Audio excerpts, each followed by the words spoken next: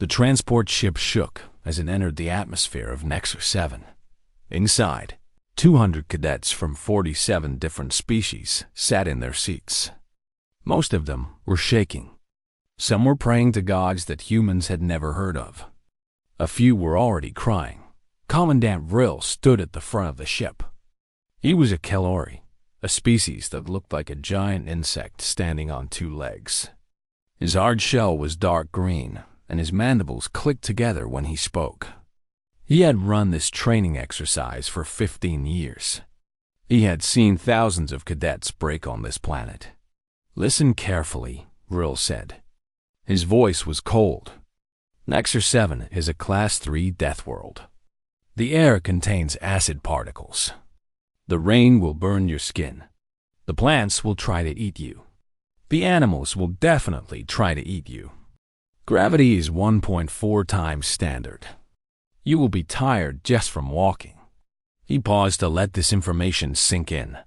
"You will be dropped alone. You must survive for 7 days. You have basic supplies. You have an emergency beacon.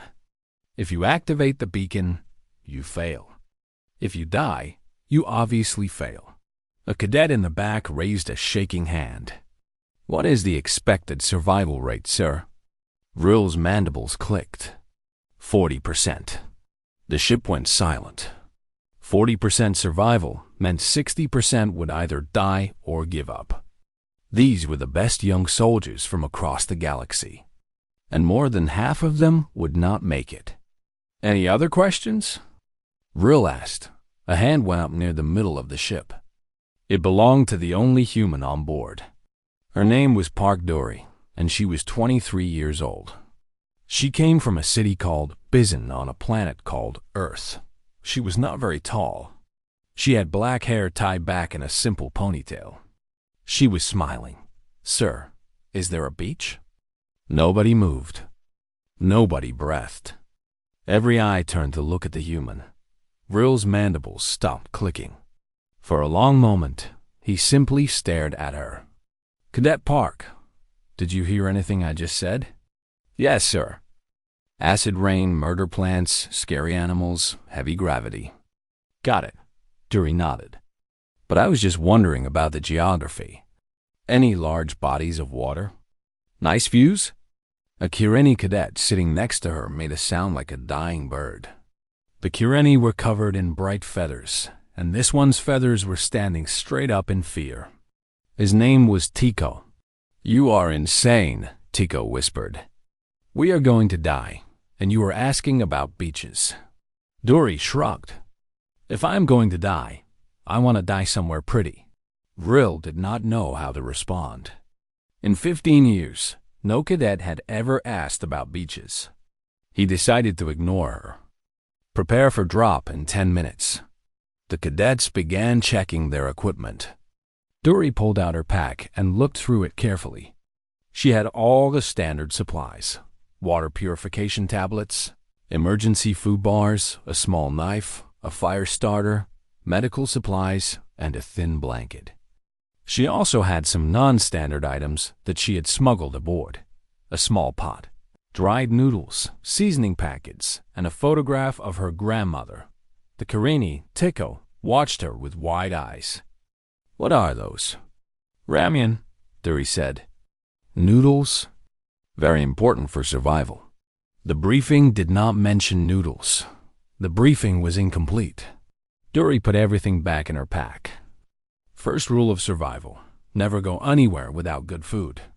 Bad food makes you sad. Sad people give up. Happy people keep going. Tico did not understand this logic at all. But something about the human's calm voice made him feel slightly less terrified. Only slightly. The drop pods were ready. Each cadet climbed into a small metal capsule that would carry them down to the planet's surface. They would land in random locations across a large area. Finding other cadets would be difficult. Most would be alone. Dory climbed into her pod. The metal door closed. Through a small window, she could see the planet below. It was green and brown and covered in thick clouds. It looked angry. It looked hungry. She smiled at it. "Hello, Nexus 7, she said quietly. "Let us have a good time together." The pod launched. The force pushed her back into her seat. Through the window, she watched fire surround the pod as it fell through the atmosphere. The pod shook violently. Warning lights flashed. A normal person would be screaming. Duri closed her eyes and took a nap. She woke up when the pod hit the ground. The landing was hard. The pod rolled twice before stopping. Duri waited a moment, then opened the door and stepped outside. The air hit her first. It smelled like metal and something burning. Her standard issue breathing mask filtered out the worst of it, but she could still taste the acid on her tongue. The sky was a strange orange color. The trees around her were dark purple, and their branches moved even though there was no wind dot moving plants. That was new. She checked her emergency beacon. 17 cadets had already activated theirs. 17 failures in the first hour. She turned off the notification and looked around. The forest was loud. Strange animal calls echoed from every direction. Something large moved in the shadows between the trees. The gravity pulled at her body, making every movement feel heavy. Duri stretched her arms above her head. She bent down and touched her toes. She twisted her back until it made a cracking sound. "Okay," she said to herself. "This is nice. Good air quality. Better than Seoul on a bad day." She picked a direction and started walking. Her boots sank slightly into the soft ground. A plant reached toward her as she passed, and she slapped it away without stopping. "Rude," she told the plant. After an hour of walking, she found a small stream. The water was a strange blue color, but her testing kit said it was safe after purification. She filled her water container and added the tablets. While she waited for the water to purify, she heard a sound. It was a high-pitched noise, like someone crying. It was coming from nearby. Duri followed the sound. She pushed through thick purple bushes and found a small clearing. In the middle of the clearing was a Varth cadet. The Varth were a species made of living gel. They could change their shape, but this one had collapsed into a puddle of shaking blue liquid. "Hey," Duri said. "Are you okay?" The puddle made a bubbling sound. "I am going to die. I cannot move. The gravity is crushing me. I am going to die here alone." Duri sat down next to the puddle. "What is your name?" "Blop." The puddle bubbled sadly. "My name is Blop, and I am going to die." "Hello, Blop. I am Duri." She patted the edge of the puddle gently. "You are not going to die. You are going to get up, and you are going to come with me." "I cannot. I am too scared." Duri nodded. "Being scared is normal. I am also scared." The puddle shifted slightly. "You do not look scared. I am very good at hiding it." Duri smiled. "But fear is not the problem. Fear keeps you alive. The problem is when fear makes you stop moving. So we are going to move. Together. Okay?" Slowly, very slowly, Blop began to pull themselves back into a more solid shape. It took several minutes. When they were done, they looked like a small blue person made of jelly. "Okay," Blop said quietly. "Together." Duri helped them stand, and together they walked into the deadly forest. By the time the orange sky began to turn dark, Duri had collected 3 cadets. Blop Devorith walked beside her, still shaking but no longer a puddle. Tico the Carini had found them by accident, running through the forest in complete panic until he crashed directly into Duri. And, a massive Grothian made of living stone had been standing in one place for 4 hours because he did not know what to do. Grothians came from a planet with no weather.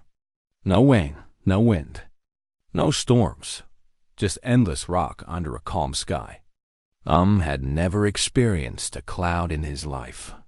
When he saw the sky of Nexus 7 changing colors, he became very confused. When the wind started blowing, he became very scared. When he felt the first drops of rain on his stone skin, he simply stopped moving. "I do not understand," kept saying. His voice sounded like rocks grinding together. "Water is falling from the sky." "Why is water falling from the sky?" "It is called rain," Dory explained for the third time. "Water goes up, water comes down." "Very normal, but why?" Dory thought about this. "Honestly, I do not know the science exactly. Something about evaporation and clouds. The important thing is that we need shelter before the real rain starts." "This is not real rain?" "This is light rain, sprinkle. The acid concentration is low." Dory pointed at the darkening sky. "When the sky turns completely black, the heavy rain will come. The heavy rain will hurt." Made a grinding sound that might have been fear. Tico's feathers pressed flat against his body. Blop started to lose their shape again. "Do not melt," Dory told Blop firmly. "I need you solid. We are going to be okay. I have a plan." The truth was that Dory always had a plan. Humans learned very early in their history that plans kept you alive. Even bad plans were better than no plan. Her grandmother used to say that worrying was just making a plan without writing it down. So Dory wrote down her plans in her head and stopped worrying. She had spent the afternoon looking for a good campsite. Now she led her small group to a spot she had found earlier, a rocky overhang that would block the rain, near the stream for water, with good visibility in 3 directions. It was not perfect, but it was good enough. "Help me set this up," she said, pulling a folded tarp from her pack. Tico stared at the tarp. "That was not in the standard supplies. I added it. That is against the rules." Dory tied one corner of the tarp to a rock. "The rules say we must survive for 7 days. The rules do not say how. If the Academy wanted us to die, they would not give us emergency beacons." She handed another corner to, "Hold this. Do not let go." Held the tarp corner like it was the most precious thing in the universe. Dory worked quickly, building a simple shelter that would keep the rain off their heads. By the time she finished, the sky was completely black. The heavy rain started. It was not like rain on Earth. Each drop sizzled when it hit the ground. Steam rose from the soil. The purple plants around them curled their leaves to protect themselves. In the distance, they could hear animals screaming. A drop of rain fell on shoulder. His stone skin made a hissing sound, and a small mark appeared where the acid had touched him. "It burns," said, his voice shaking. "The sky water burns." "Get under the tarp," Dory ordered. Everyone under the tarp now. They crowded together under the small shelter. It was not comfortable. Blop had to squeeze into a corner.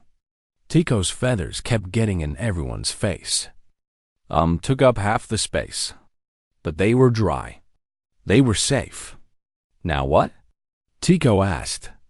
Dory pulled out her small pot and the packets of dried noodles. "Now we eat." She collected rainwater in a separate container. After adding purification tablets and waiting, she used it to boil the noodles over a small fire. The fire was tricky to start in the humid air, but Dory had learned to make fire in worse conditions. Her uncle had once made her start a fire in the middle of a snowstorm using only a magnifying glass and dead leaves. Compared to that, this was easy. The smell of cooking noodles filled the small shelter. Tico's feathers slowly began to rise again. Blop solidified a little more. Even stopped grinding his stones together. "What is that smell?" Blop asked. "Food," Dory said. "Comfort, home." She stirred the noodles carefully. "On Earth, we believe that sharing a meal makes strangers into friends.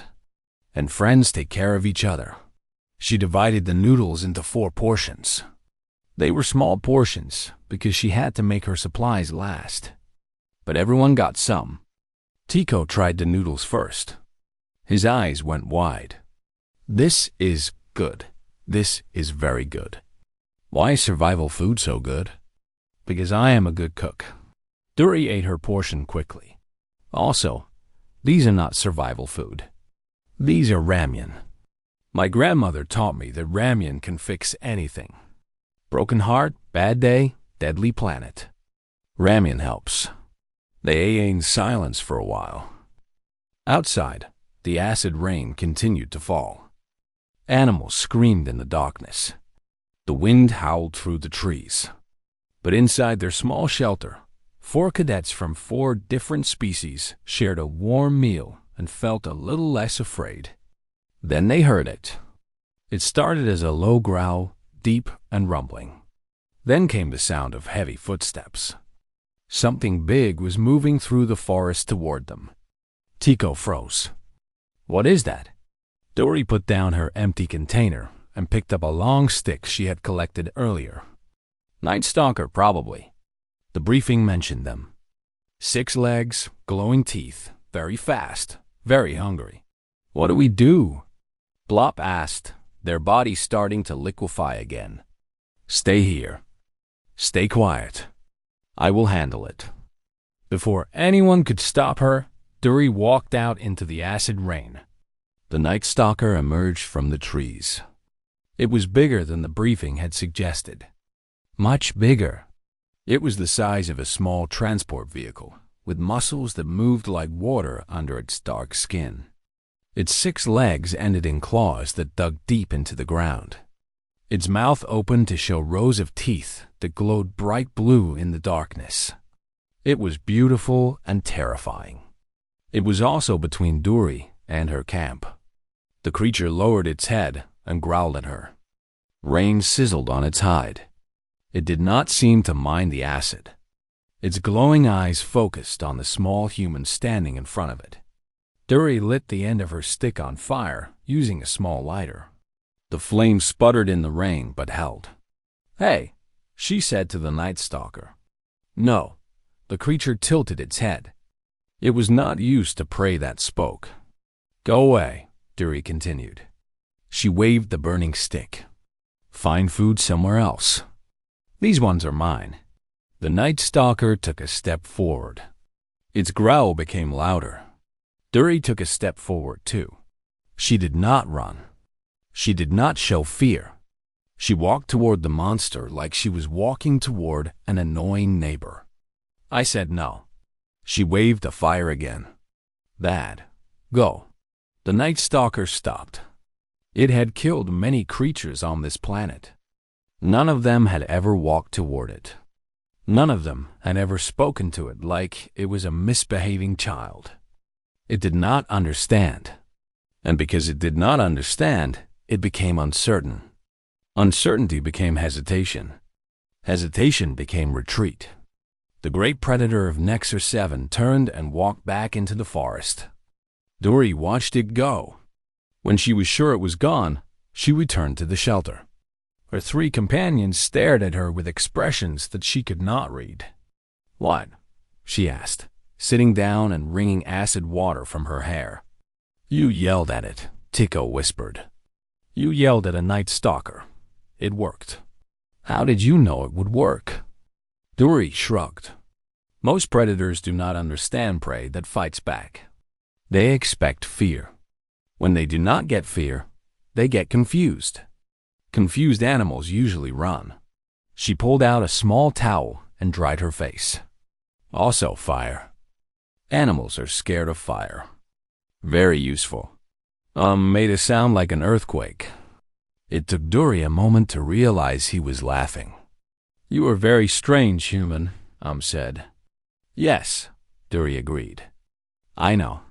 She laid down on the hard ground and closed her eyes. Outside, the acid rain continued to fall. Somewhere in the distance, the Night Stalker was hunting something else. Her 3 companions were still awake, still amazed, still trying to understand what they had just seen. But Duri was tired, and tomorrow would be a long day. So she did what all good soldiers did when they had the chance. She slept, Word travels fast, even on a Deathworld. By the third day, every surviving cadet knew about the human. The emergency communication channels, meant only for distress signals, were full of whispers. A human had faced a Night Stalker and won. A human had built a camp that kept the acid rain out. A human was cooking food that smelled like heaven and tasted like hope. Cadets began to search for her. Dury woke on the third morning to find 7 new aliens standing outside her shelter. They were wet, scared, hungry, and looking at her like she was some kind of miracle. "We heard you have noodles," said a small furry creature called a mullion. His name was Park, and he had been crying for 2 days straight. Dury looked at her dwindling supply of ramen. Then she looked at the hungry faces watching her. She sighed. "I have noodles," she said. "But first, everyone needs to work." She organized them immediately. Dury had learned about leadership from her mother, who ran a small restaurant in Bizen. Her mother used to say that hungry people listen better, but busy people complain less. So she made everyone busy. The Varth, including Blob, were assigned to water duty. Their gel bodies could filter toxins naturally, and they did not mind touching things that would burn other species. They collected water from the stream and purified it for everyone. The Grothians, including became the defense team. Their stone bodies were strong and could resist most attacks. They stood guard at the edges of the camp and scared away smaller predators just by existing. The Karine, including Tico, became scouts. Their large eyes could see far, and their light bodies could move quickly through the trees. They watched for danger and searched for useful resources. Everyone else helped where they could. Some gathered firewood. Some built better shelters. Some dug a latrine far from the camp, because Dury insisted on proper sanitation. "Disease kills more soldiers than enemies," she explained when a cadet complained about digging. "Clean camp, clean water, clean hands. These are not suggestions." Up on the orbital station, the Academy instructors watched through satellite cameras. They could not believe what they were seeing.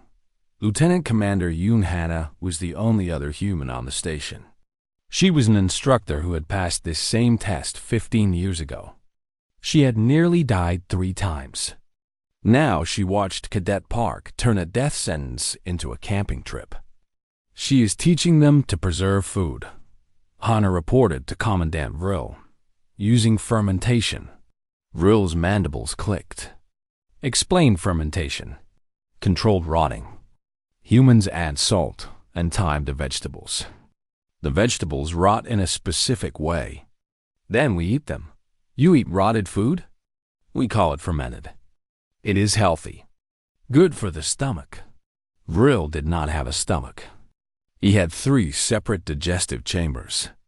He could not imagine intentionally rotting his food. "The human is insane," he decided. "Possibly," Hana agreed. "But she has 0 casualties so far. That has never happened before."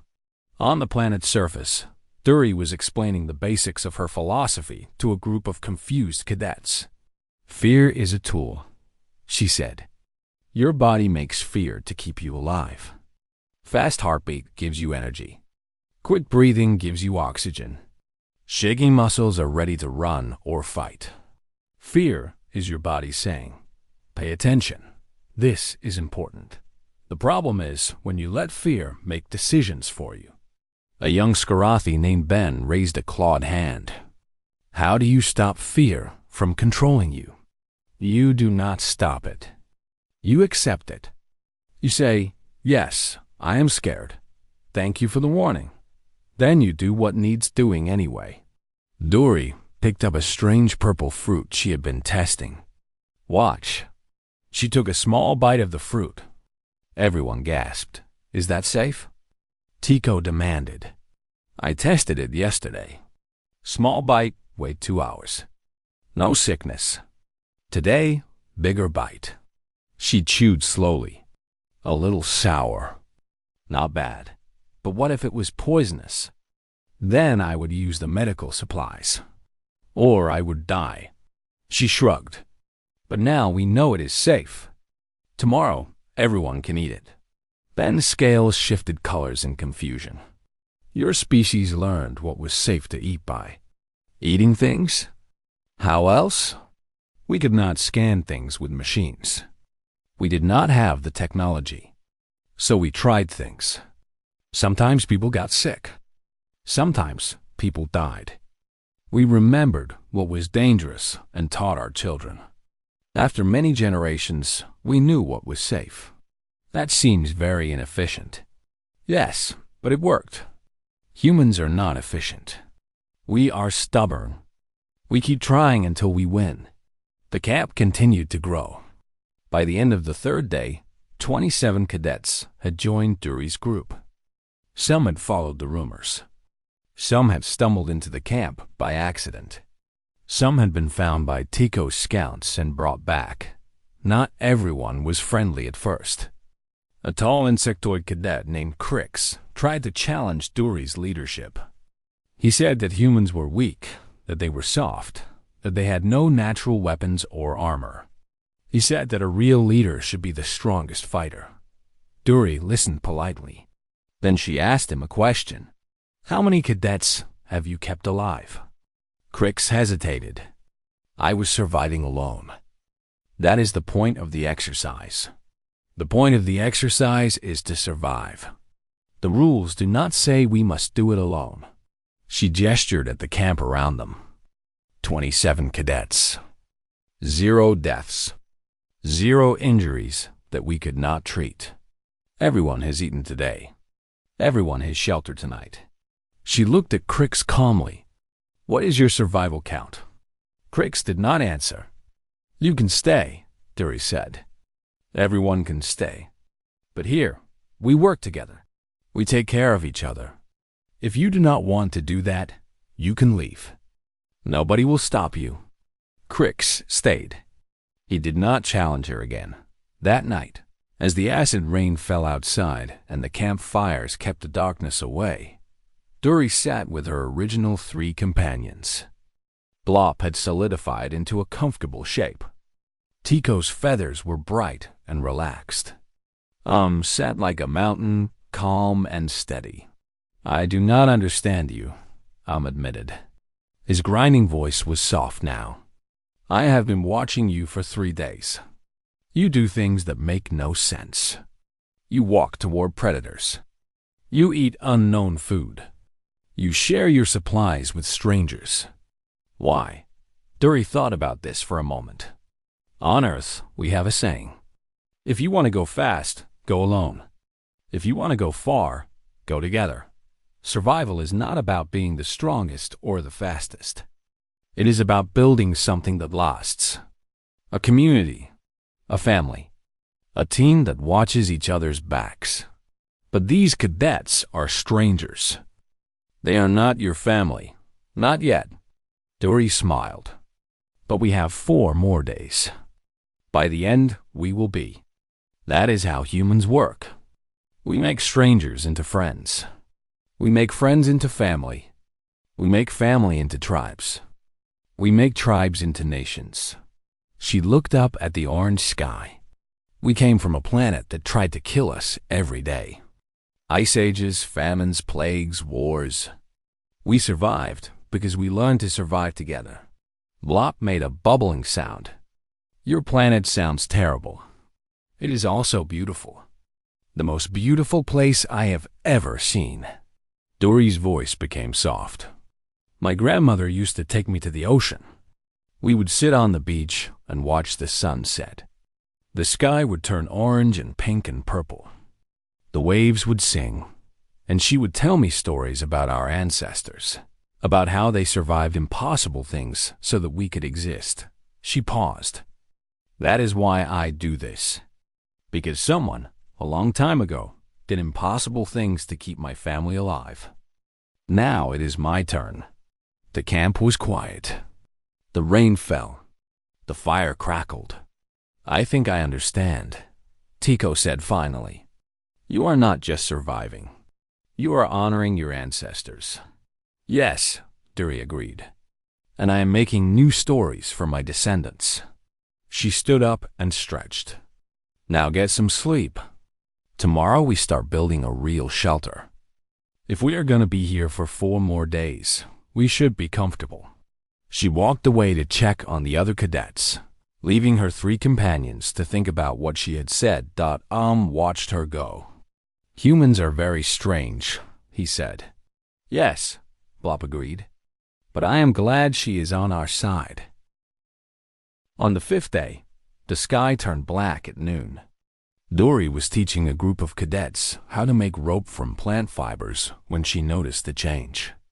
The orange sky, which they had all grown used to, was disappearing behind a wall of darkness that stretched from horizon to horizon. The wind stopped completely. The animals went silent. Even the plants seemed to hold still. "That is not normal," Tico said, his feathers pressing flat against his body. Dory studied the sky. She had seen storms before.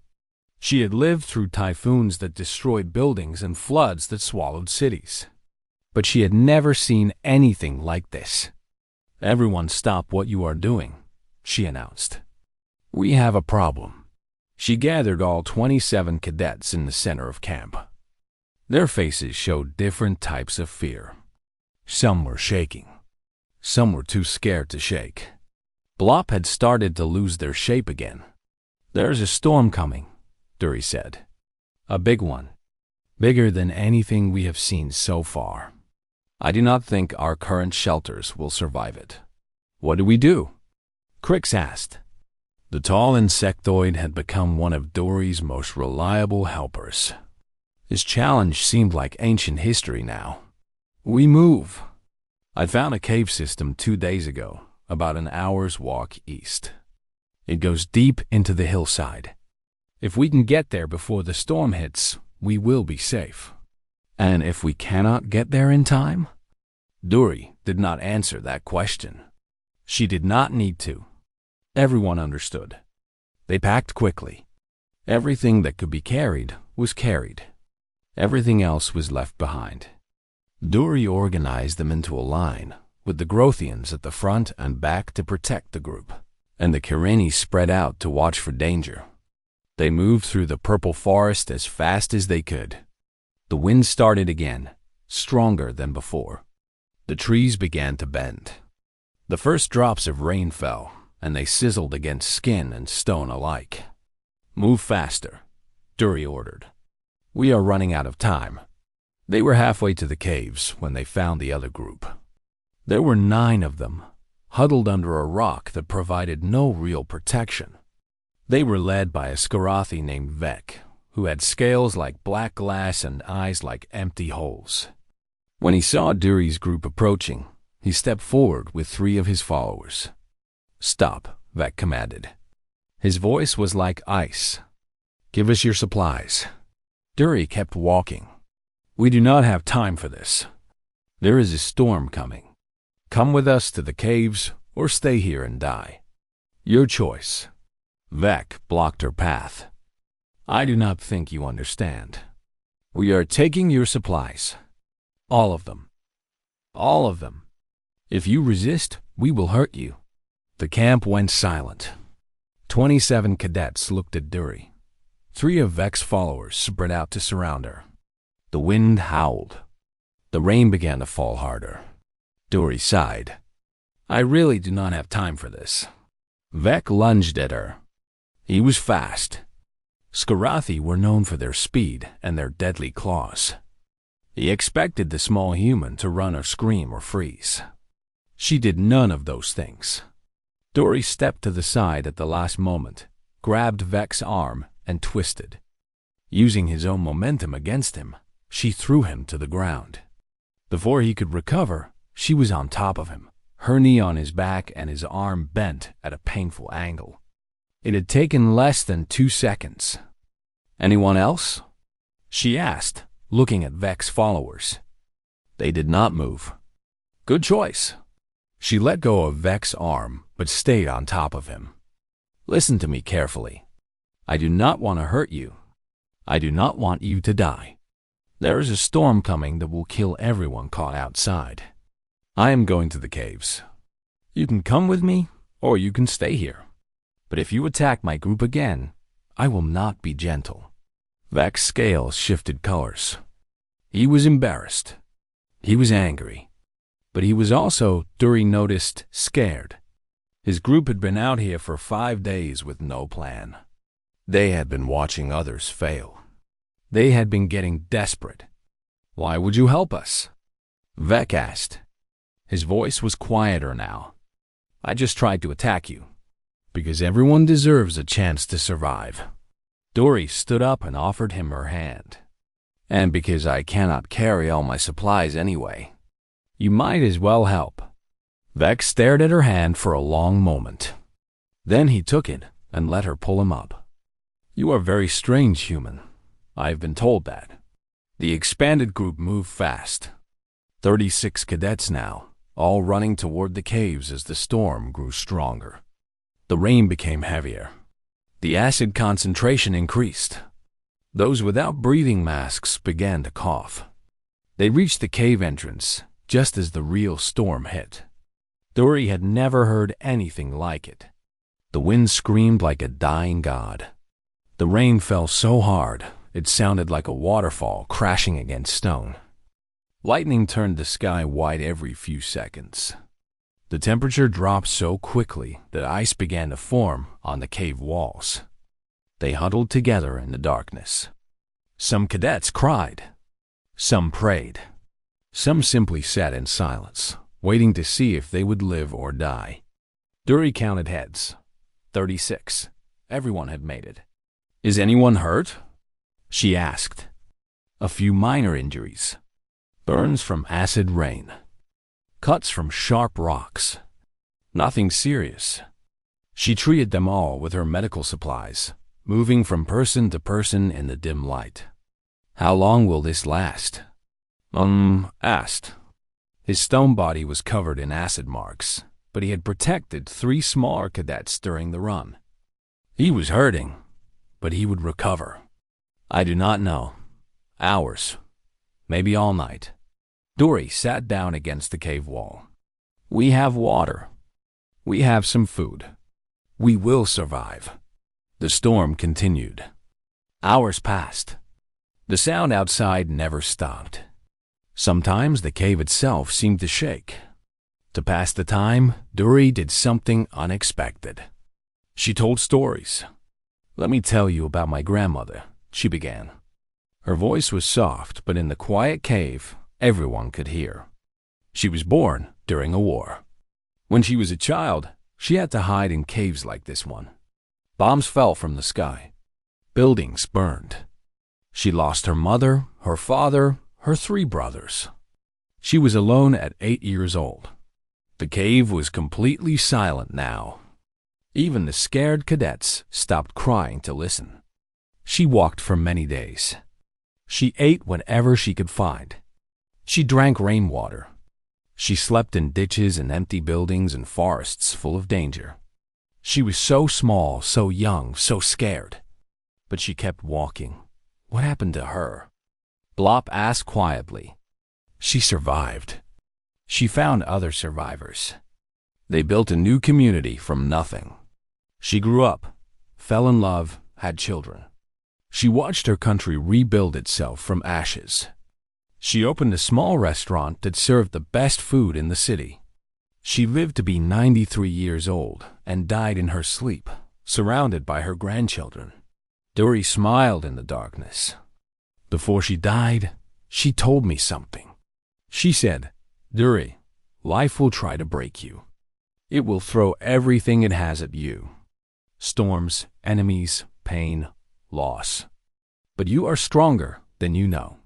Humans are made of surviving. It is what we do." The cave was quiet. "That is what I think about when things are bad," Dury continued. "I think about my grandmother, walking through a war as a child. I think about my ancestors, surviving ice ages with stone tools.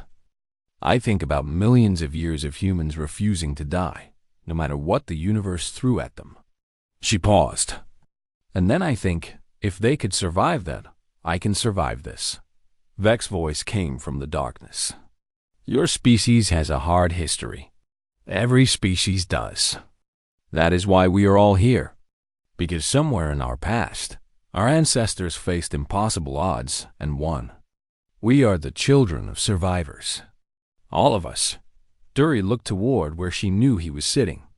You included. The storm raged on.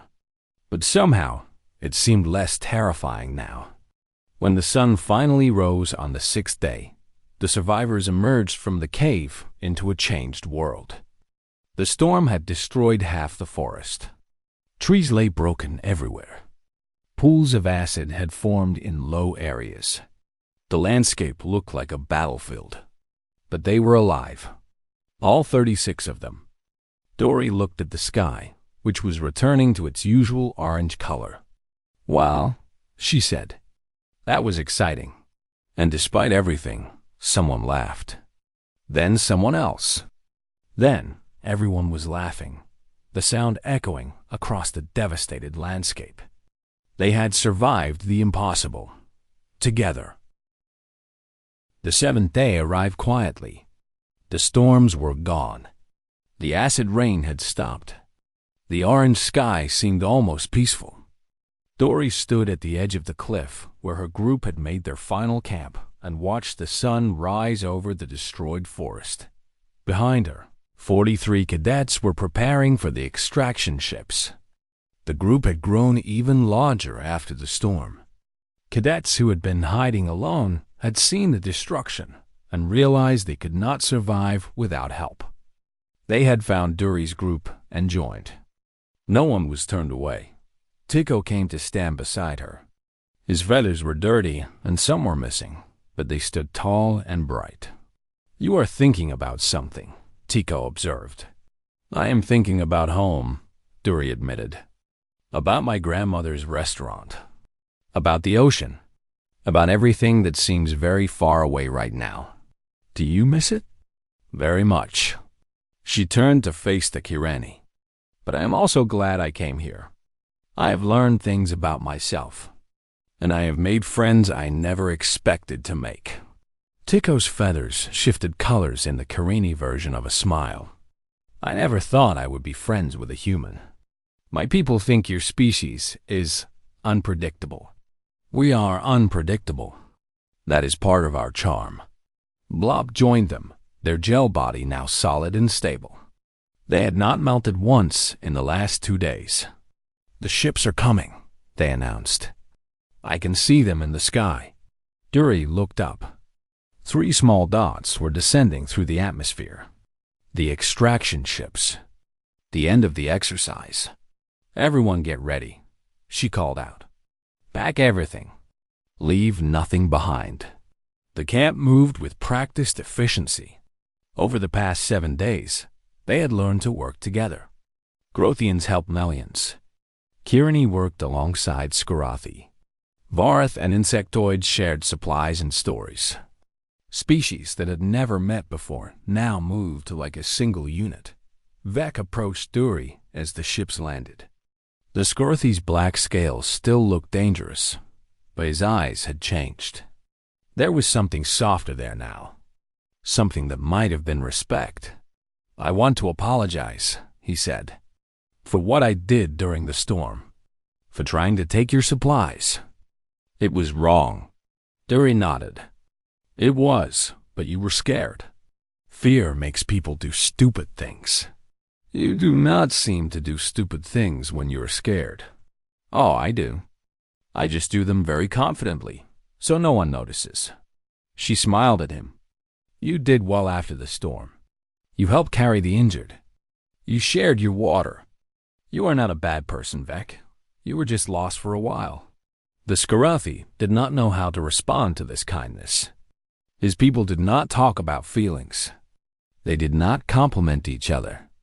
They certainly did not forgive enemies so easily. "Humans are very strange," he finally said. "You are not the first to say that." The extraction ship doors opened, and Commandant Vril stepped out.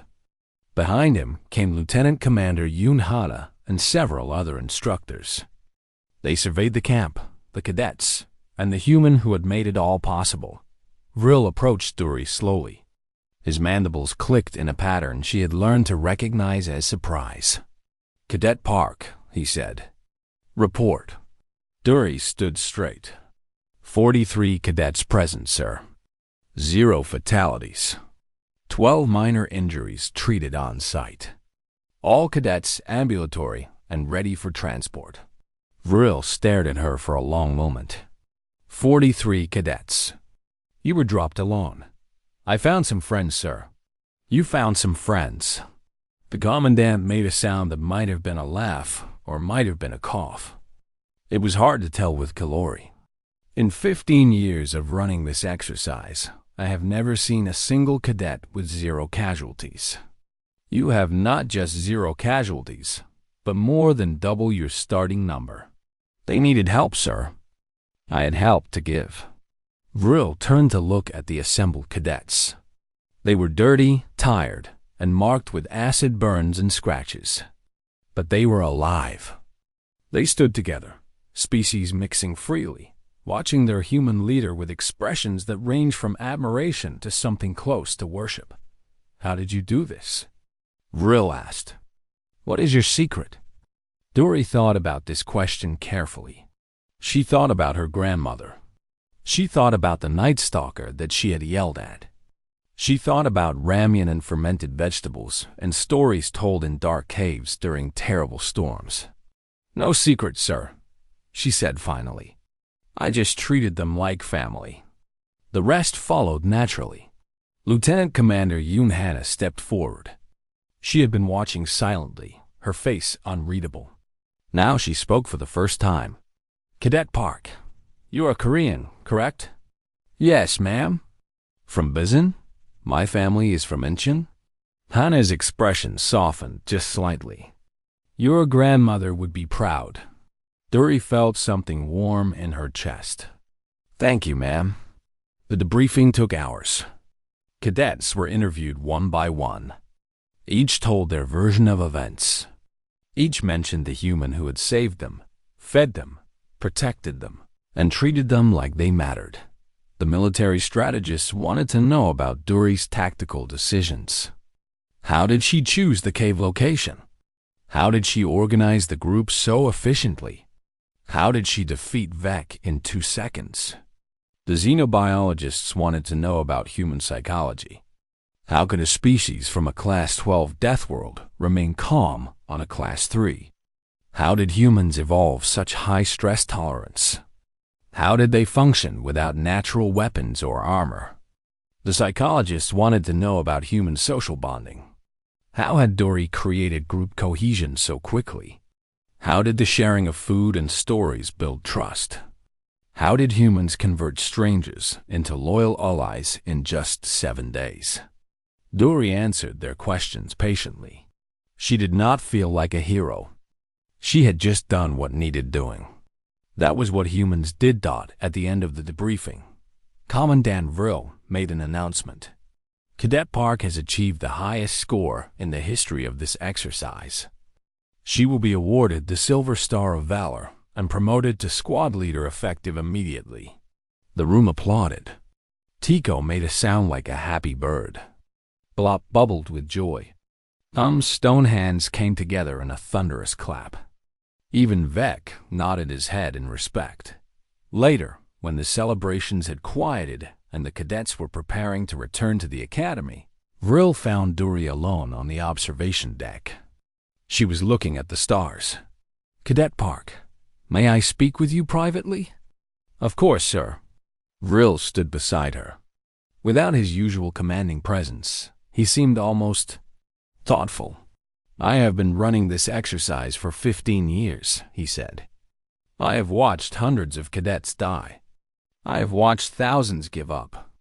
I thought I understood survival. I thought it was about strength, speed, and luck. He paused, mandibles clicking softly. You have shown me something different. You have shown me that survival is about connection, about making others want to live, about giving people something worth fighting for. He turned to face her. Where did you learn this?